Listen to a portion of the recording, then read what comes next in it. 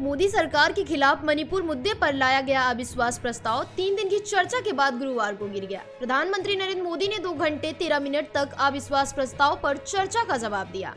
इसी बीच विपक्ष ने वॉकआउट कर दिया। इसके बाद ध्वनिमत से अविश्वास प्रस्ताव गिर गया।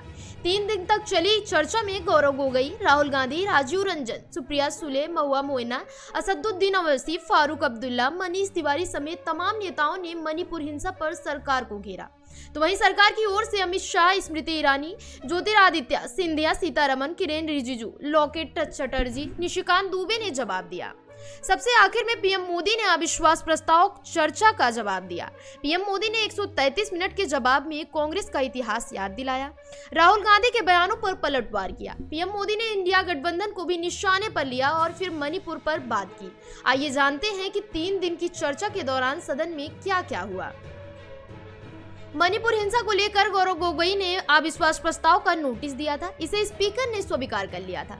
मंगलवार से विपक्ष के अविश्वास प्रस्ताव पर चर्चा शुरू हो गई। चर्चा की शुरुआत करते हुए कांग्रेस नेता गौरव गोगोई ने कहा, मणिपुर में हिंसा पर डबल इंजन सरकार पूरी तरह विफल रही।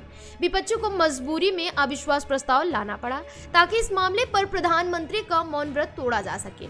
इतना ही नहीं, गौरव गोगोई ने पूछा, प्रधानमंत्री मणिपुर क्यों नहीं आए? मणिपुर के मुख्यमंत्री को क्यों नहीं हटाया? उन्हें मणिपुर पर बोलने में 80 दिन क्यों लग गए? इसके जवाब में बीजेपी सांसद निशिकांत दुबे ने कहा, विश्वास प्रस्ताव एक करीब के बेटे के खिलाफ लाया गया। प्रस्ताव उस शख्स के खिलाफ है जिसने जनता के कल्याण की बात की।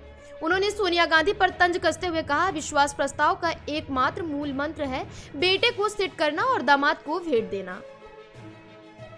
केंद्रीय मंत्री किरेन रिजिजू ने कहा कि विपक्ष गलत समय पर गलत तरीके से अविश्वास प्रस्ताव लाया है। जब आज पीएम मोदी विश्व नेता के रूप में उभरे हैं और देश तेजी से बढ़ रहा है, तब ऐसे प्रस्ताव की कोई जरूरत नहीं थी। उन्होंने कहा, यह मोदी सरकार थी जिसने एक क्षेत्र पर विशेष ध्यान दिया और कई हिस्सों में रेल लाइनें बिछाई जा रही हैं। उन्होंने कहा, प्रधानमंत्री चाहते हैं कि पूर्वोत्तर विकास का इंजन बने। उन्होंने कहा कि पूर्व प्रधानमंत्री मनमोहन सिंह पूर्वोत्तर राज्यों के सांसदों से मुश्किल से ही मिलते थे, जबकि वे खुद राज्यसभा में असम का प्रतिनिधित्व करते थे। रिजिजू ने मणिपुर की मौजूदा समस्याओं के लिए पिछली कांग्रेस सरकारों के लापरवाह रवैयों को जिम्मेदार ठहराया। फिलहाल इस खबर में बस इतना ही।